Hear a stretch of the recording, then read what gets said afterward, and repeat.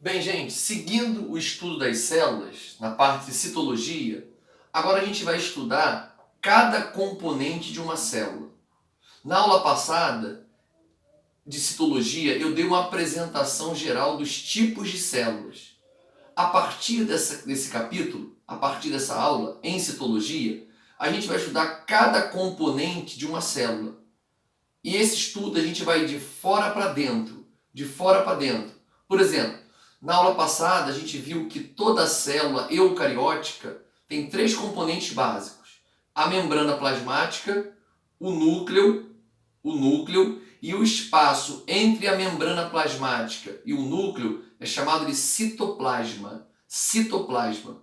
E a gente vai começar a estudar primeiro a membrana plasmática, que também pode ser chamada, pessoal, de membrana celular. Características gerais da membrana plasmática. Primeiro, todas as células têm membrana plasmática, sejam elas eucarióticas ou procarióticas, mas toda célula tem membrana plasmática. Segunda característica, a principal função da membrana plasmática é controlar as partículas que entram e que saem da célula. Por exemplo, partículas pequenas, moléculas pequenas ou íons atravessam a membrana com facilidade, seja entrando ou saindo da célula, percebeu? Agora, moléculas maiores ou até mesmo micróbios têm mais dificuldade para atravessar a membrana. Ou seja, não é qualquer partícula que atravessa a membrana plasmática. Depende do tamanho. Vou botar um X aqui, para dizer que moléculas muito grandes, partículas muito grandes, não atravessam a membrana com facilidade, ou não atravessam. Agora, partículas menores, a membrana é permeável a elas, atravessam com facilidade. Então, por esse fato, pessoal, a gente diz que a membrana plasmática, já na segunda característica, ela tem permeabilidade seletiva, ou ela é semi-permeável. Permeável é que deixa passar. Semi quer dizer metade. Ou então, permeabilidade seletiva é porque ela seleciona o que entra e o que sai da célula. Não é qualquer partícula que atravessa a membrana plasmática, não. Beleza? Então, primeira característica, membrana plasmática está presente em todas as células. Segunda característica, ela tem permeabilidade seletiva, ou ela é semipermeável. Terceira característica, pessoal, a membrana plasmática só pode ser vista com detalhes ao microscópio eletrônico. Com detalhes, ela só é vista ao microscópio eletrônico. Por exemplo, ao microscópio óptico, a gente vê uma película fininha envolvendo, delimitando a célula. Só isso.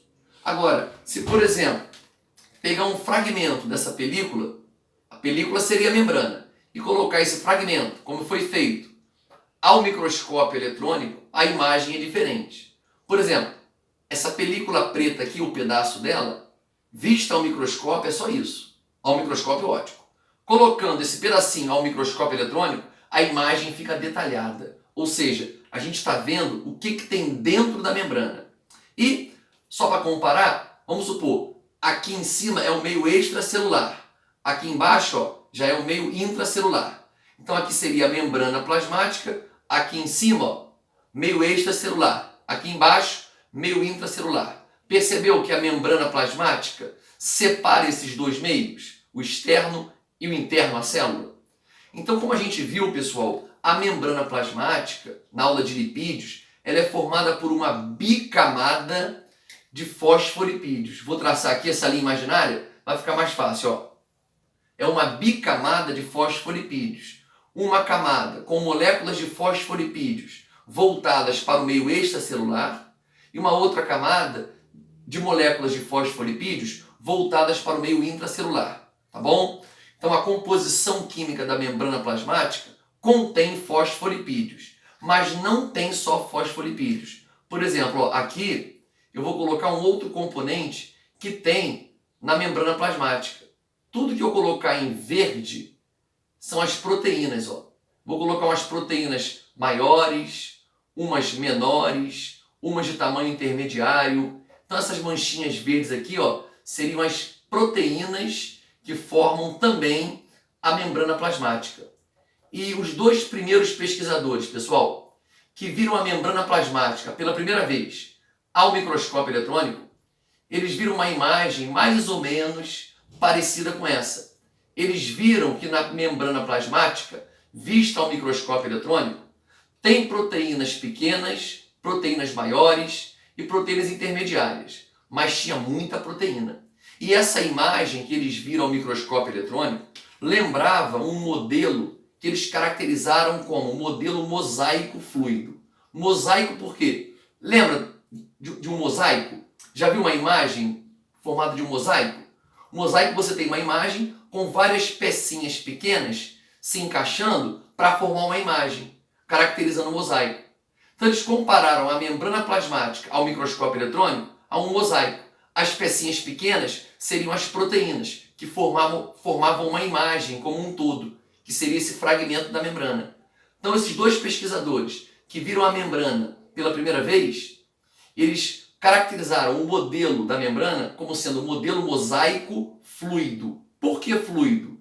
Porque os fosfolipídios, à temperatura ambiente, como eles têm ácidos graxos insaturados na sua composição, os fosfolipídios são moléculas fluidas, quase líquidas. Então o que dá fluidez à membrana são as moléculas de fosfolipídios. E, pessoal, as moléculas de proteínas, elas não ficam paradas na membrana, elas se movimentam pela membrana. Até os próprios fosfolipídios se movimentam pela membrana. É algo dinâmico, não é algo estático. Por isso que o estado físico da membrana é fluido, quase líquido. Daí vem o modelo adotado para caracterizar a membrana. Modelo mosaico fluido, ok? Então essas são as características gerais da membrana plasmática. Beleza.